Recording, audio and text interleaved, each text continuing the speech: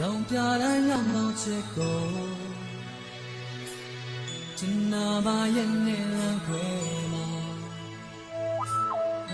မောင်ဖန်တီးတဲ့ချစ်ရဲ့ရှိငါကိုခုမှလမ်းပေါ်နေလို့မောင်ချစ်ဆုံးငါမရောက်သေး